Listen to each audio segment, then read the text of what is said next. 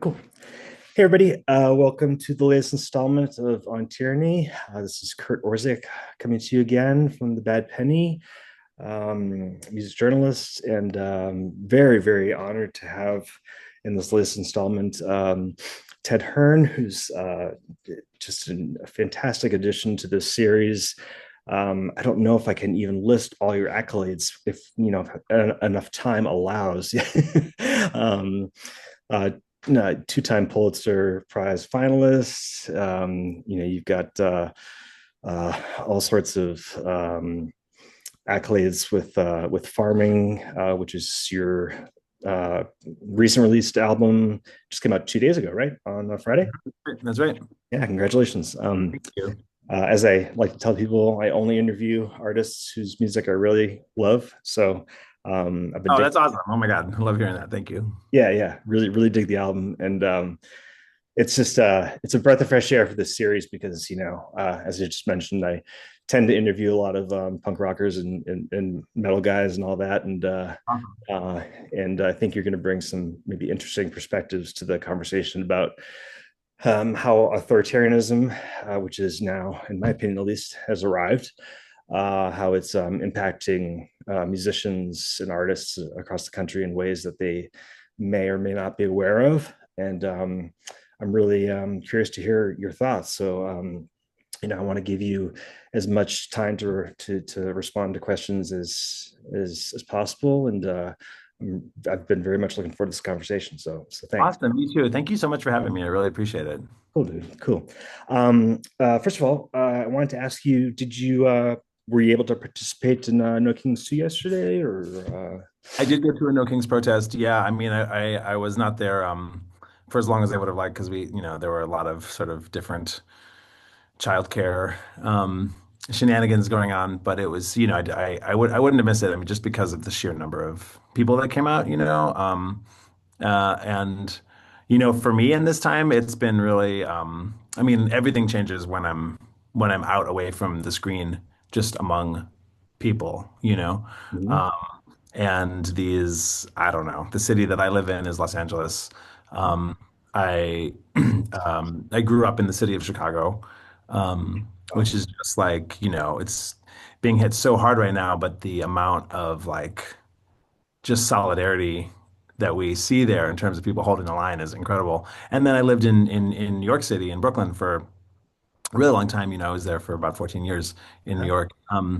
Yeah. And so like, these are just these amazing metropolises full of, so many different people. And like, I guess what I was just trying to say is like getting out to a crowd and just being in a group of people where there's a bunch of different people and everyone is like, fuck this. This is not okay, And like that just is that gives more hope and more energy than anything.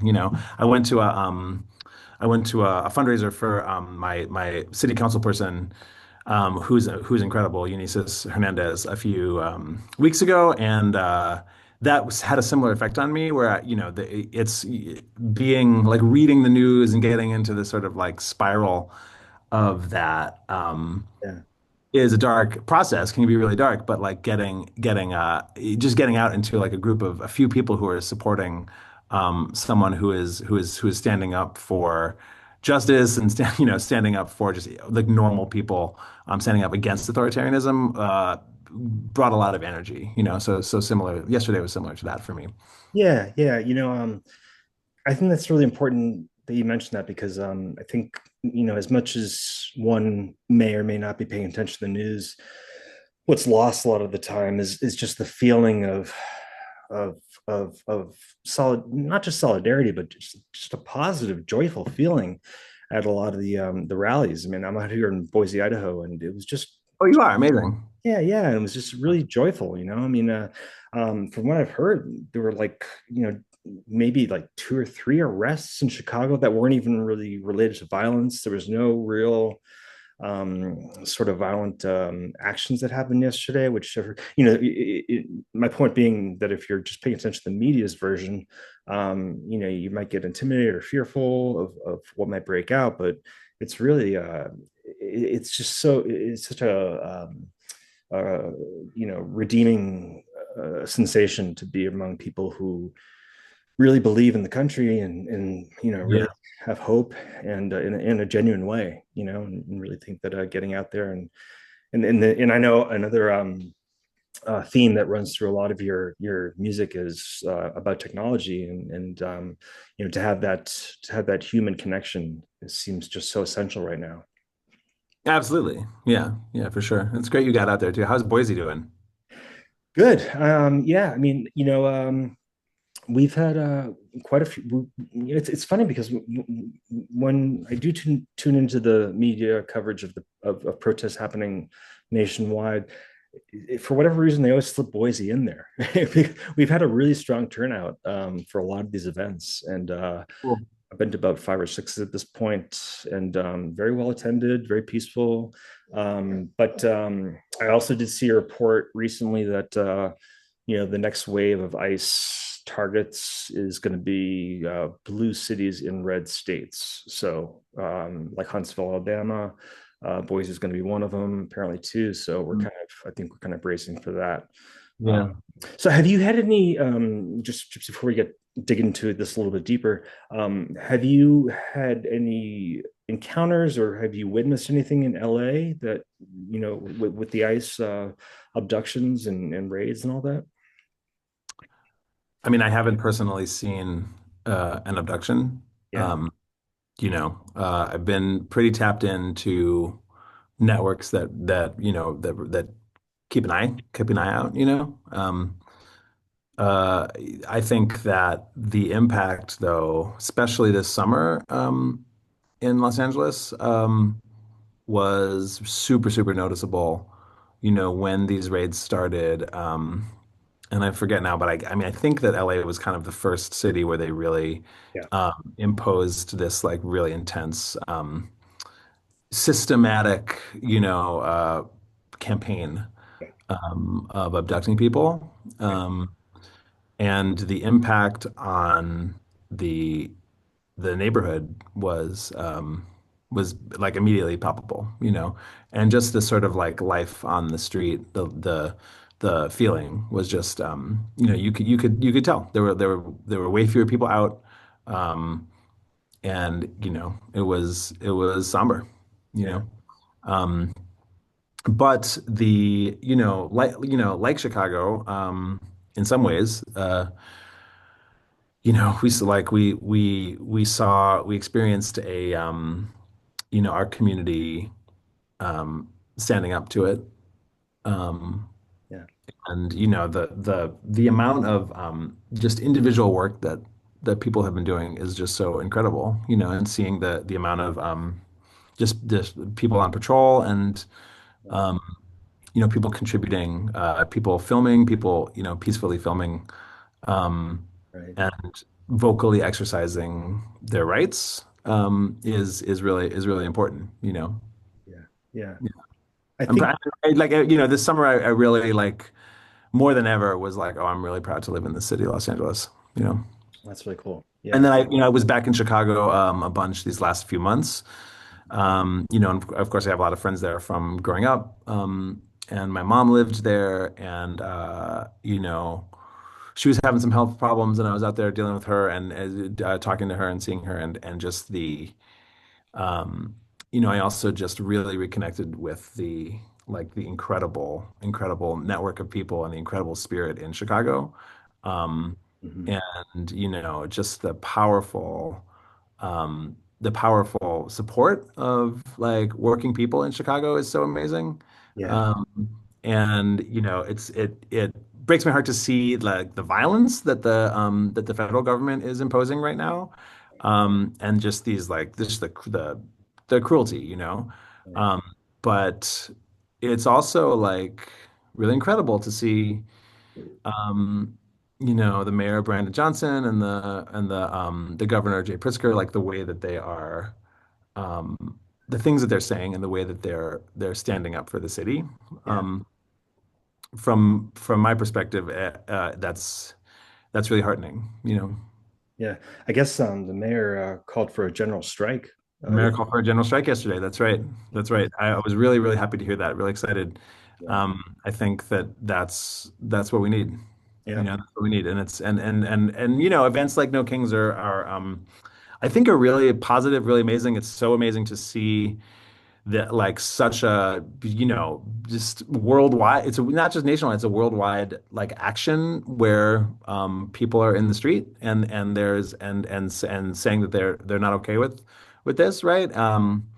And it's a thing that is like safe. It's like notably, just really easy and safe for families and everything. So, like it's nice. I think that that really that these events like encounter that stigma that you were talking about that people might get from whatever a protest or a demonstration is on the news. But I don't think that those kind of events alone are going to be powerful enough Mhm. to um, Right. to really to resist the way that we need and also I mean if we're not careful they can become I think a lot of people have been writing about this, but we have to be careful that these events are the foray, right? And are just seen as one type of protest. But Yeah. but we need to really be able to find the I don't know, find the solidarity, find the courage to to be able to like shut down capital,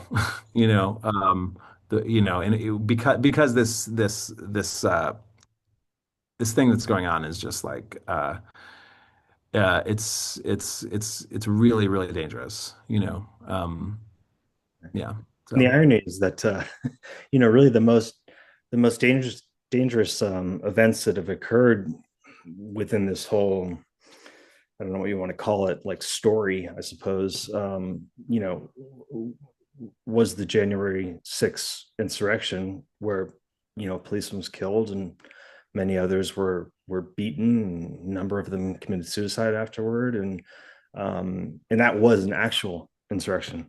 And then in London, I think it was maybe 2 weeks ago, they had a massive nationalistic turnout where a whole bunch of what do they call them, lorries out there, I suppose, got beaten up. So it's very ironic that the right has been using this language of violence and calling people who are standing up for democracy, uh, you know, um, dangerous, where it's actually turning out to be the people on their side who are provoking that in a lot of cases. yeah, I mean, I agree with you. I think that a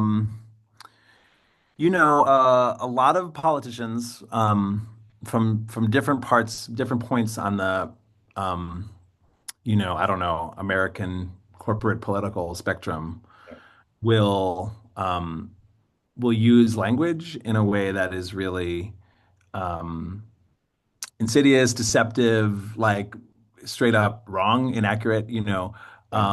And of course, Republicans in America right now are like, leading the charge with that and are, and you're right. It's ironic. It's like contradictory. It's completely false. There's lies everywhere. And then also, of course, we see this tactic of like, um, language, like the word insurrection, for instance, is something that was brought up to describe the thing that happened on January 6th. And of course, it's like then just like so many other words that are in our popular culture that are like politicized words, we see them be twisted and then be used in a way that is completely contradictory. We see people who are criminals, right? People who are political actors breaking the law or engaging in criminal activity of some sort, like projecting essentially their own actions or their own desires on other people by like saying that other people are doing the thing that they in fact are doing. I mean, it's Orwellian, it's ridiculous, right? I mean, I think that you know, um, I agree with you that, of course, that I mean, I don't know. It's like I see the Republican Party now being like uh, the sort of the I don't know, my opinion, the worst actor in terms of that, right? But like the way to counter it is to, or I should say that impulse it like feeds on hypocrisy that we see in like across the political spectrum, Mm-hmm. Mm-hmm. and we have to be able to be really true about what our what our values are in terms of justice and political action, right? And like, um, so I don't know. I mean, I guess I try to step outside of that and really just instead of trying to like reclaim a word that is being twisted, you know, um, like insurrection, instead of trying to like get into that fray where it's like, well, I mean, you're talking about insurrection, but that was an insurrection, like to sort of say more we see this action happening right now, and like morally that's not okay, you Right. know? Um, and then and then also to acknowledge, of course, I don't know, the feelings and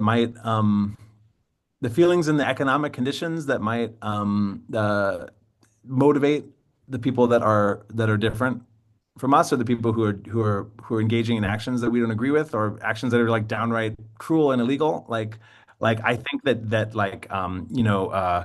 I don't want to say that like I'm better at this than anyone else. It's a very hard thing to do, but like I think that deep down the core principle that we should all really be striving for is identifying with our fellow human beings, like however we can, even the people where we're like, you are doing the cruelest thing, right? And I'm going to stand up and say that thing is wrong, and I cannot handle it.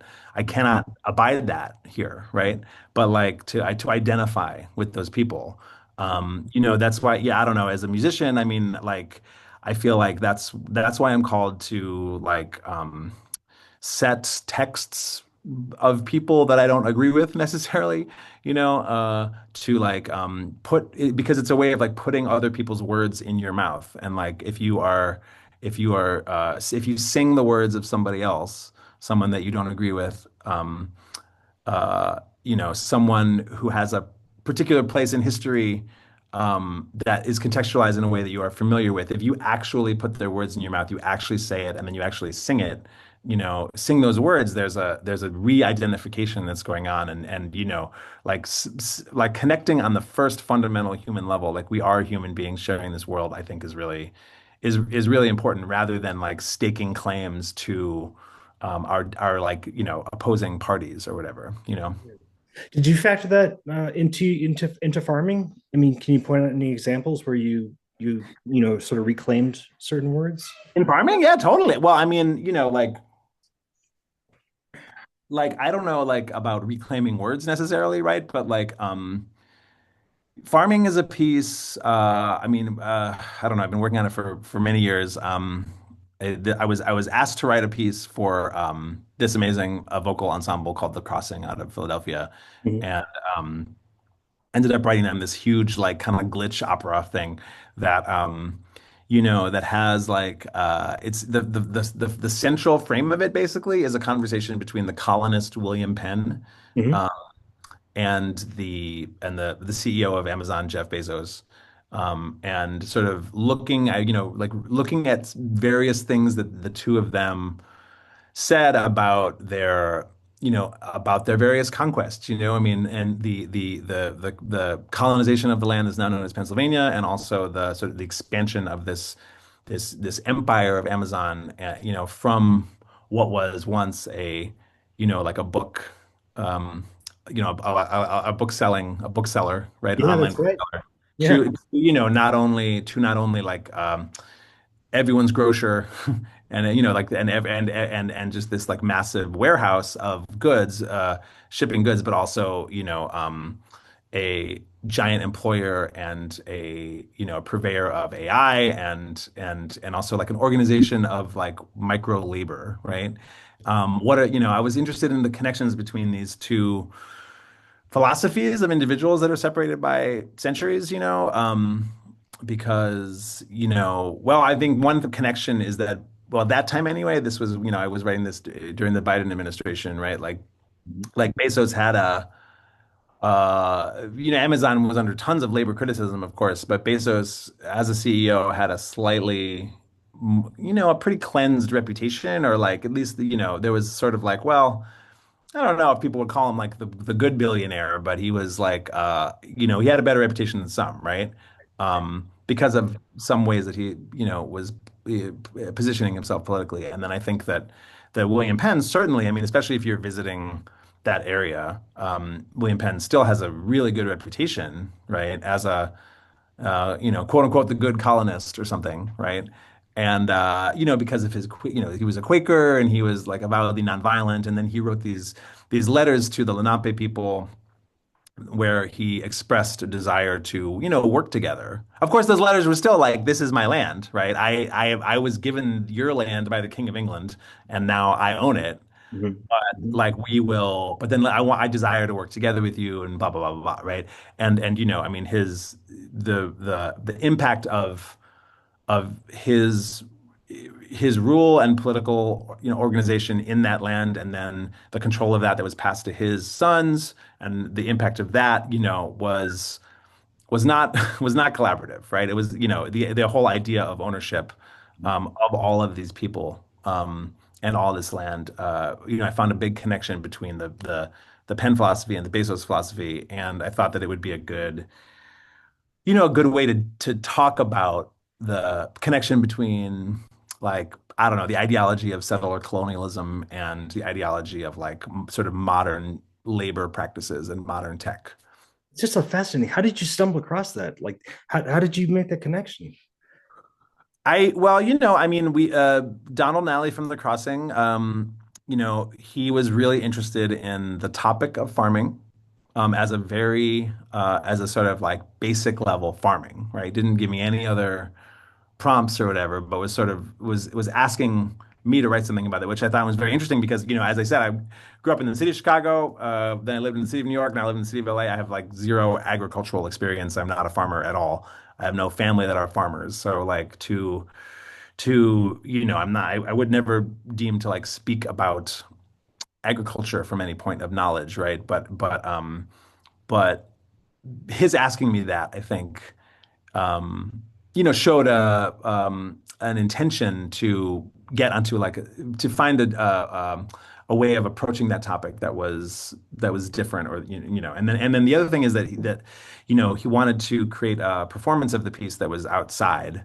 And eventually it was determined that it would be outside on a working farm in Bucks County, Pennsylvania. So the sort of the Pennsylvania origins of that, and the fact that the farm is like a mile from where William Penn's son signed the walking purchase, which is like a sort of important treaty that defrauded the Lenape people out of a lot of land. I thought that was an interesting starting point that got me looking at the reputation of William Penn and the writings of William Penn and the way that he framed his intentions, and the way that he really did. I mean, equate his actions, and justify his actions through this like moral framework and Mhm. identification with God in lots of ways, right? And then, I mean, thinking about, the other big piece for me was getting really into the work of Dr. Sarah Tabor, who's a crop scientist, and she at some point I think she's maybe a part of the state legislature in North Carolina now, or was running for some political seat. But but that's new. And she used to have a podcast called Farm to Tabor, which is fantastic. And just she had lots of. She speaks really compellingly, just putting modern agricultural practices and labor practices into the frame of capitalism and capitalist critique. And so through learning about that, I really started to want to write a piece that could like ask the question, like, what is it what don't we farm out? Like what is the like, what are we farming in all of our ways of living, and it could really like sort of evoke the impacts of like data farming, you Mhm. know, Mhm. and labor farming. You're gonna, when you say farming, it's almost like literally and metaphorically, in a way. Right, totally. Well, it's interesting what Dr. Tabor told me was that taught me was that the definition of farming, the original definition of farming, um, for centuries, like didn't actually have anything to do with agriculture, right? It was about the relationship between an owner and a tenant, or someone who is leasing, um, leasing land or leasing some sort of property or some arrangement, but there was Okay. like a tiered relationship between there's an owner and the owner is the farmer, right? Okay. Um, Uh-huh. and to farm the meaning to farm out, right? Like that actually comes from the first definition. And the definition that has to do with like it's a plot of land where agriculture takes place, agricultural practices, that comes later because the owners were people who owned land and the people who were leasing the land were people who then did agricultural work, you know? Mhm. And that totally like blew my mind open because I first of all I didn't know that, but also just like thinking about the farm as land ownership primarily Right. and the power Mhm. and the revenue that comes from farming. I mean, that you can't really separate that from the person who owns the land, you Sure. know. And a farm worker, of course, is a completely different thing. Right. Um, so So the vocabulary before might have been agrarian or agricultural, as before, yeah, but yeah. I mean, I don't know. I mean, we're we're talking about many centuries ago. yeah, nomenclature. Yeah. Um, so one of the chief questions I really want to ask you, because again, I think you're bringing a different perspective to the conversation than I've had with the other 45 artists I've interviewed for this series so far. How do you think we got to this place where we are now? And I asked that question from the perspective of, more of a agrarian and farming rural kind of perspective. What have you learned, and how do you think we got here? Can you be more specific out where? Like, I don't know. I don't know what you mean exactly. Well, what I really appreciate about farming, your record is how you. Oh gosh, I only have 10 minutes left. Is how Hop you. on my other account if you want later. Okay, cool. Is how you address technology, and there's a you know, there's a real what do you call it? Friction between technology and progress and agriculture and the agricultural world and that's not addressed in most mainstream media. And something I try to remind myself always when I watch media is like, if you're watching any of the, excuse me, um, personalities who are delivering the news on TV, they're millionaires. I mean, pretty much all of them are making millions of dollars a year. So they're detached from that reality, and they always seem to be confused about why there's so much hatred from the rural communities toward Washington, toward Democrats in particular, and why they support. They always seem baffled by why farmers back Trump. And I'm just wondering if through your studies about farming and rural society, if you could maybe kind of just share your perspective on did it start with NAFTA? Was it sort of like is because of just the rapid rise of the tech bros in the Bay Area that caused that resentment? Or when did it kind of come to a head that we're at now, where it's like this kind of rural versus urban, just divide? Yeah, I mean, there's lots of things to say about that. I mean, just to preface with, like, I don't have any agricultural experience or agrarian experience, right? And I mean, I'm an artist, I'm a composer, I'm a band leader, uh, electronic music producer in some ways on this album, but I'm not, you know, I would never like be able to speak to or pretend to speak toward the anger of people, right?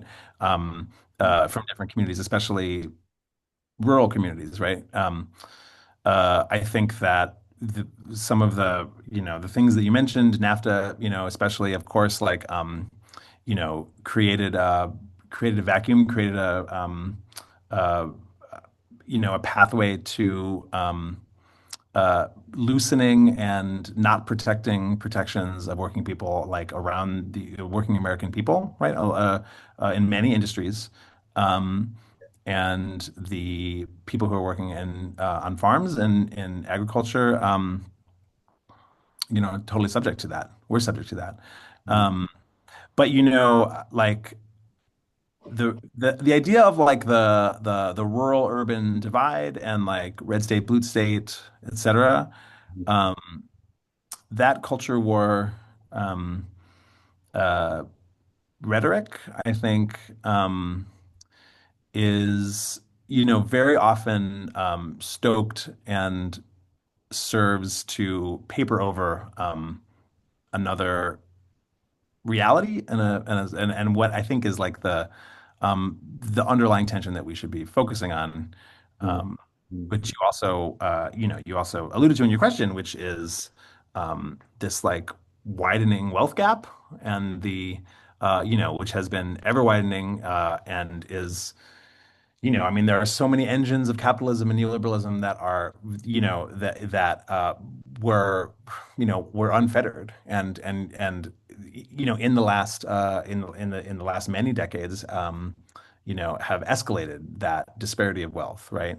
Um, and the disparity of opportunity to be able to make more money and to be able to make enough money to live.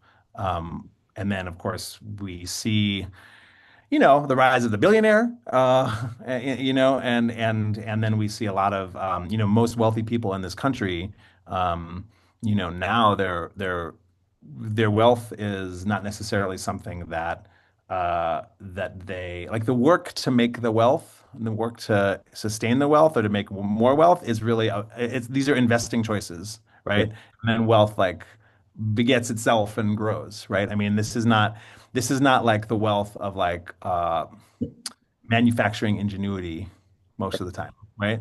And like people know that, and people who labor to make things know that, and there's I think I would imagine a pretty deep anger about that. I'm angry about it too, and like it's that conversation to me that actually unifies working people in all the states and all the areas of this country. And this is exactly what the piece was inspired by. And I have a lot of different sort of research to thank for that, but Sarah Tabor especially, because this is one of her big points, and when we see the tensions in the agricultural community in the same with the same lens as labor tensions around, and in many different industries, um, then we're actually more unified, and we need to really be identifying with the farm worker yeah, in the situation, right? And but I mean, like, but I'm a musician, right? So one of the great things about writing music is that, like I don't my art form is not to like write an essay about this topic, right? I yeah, mean, I've read a lot of cool essays about this topic. Everyone's got their different perspective, and the people who are really good writers, I mean, I'm glad that they're writers, and then I get to read that and I get to like go through their entire argument, right?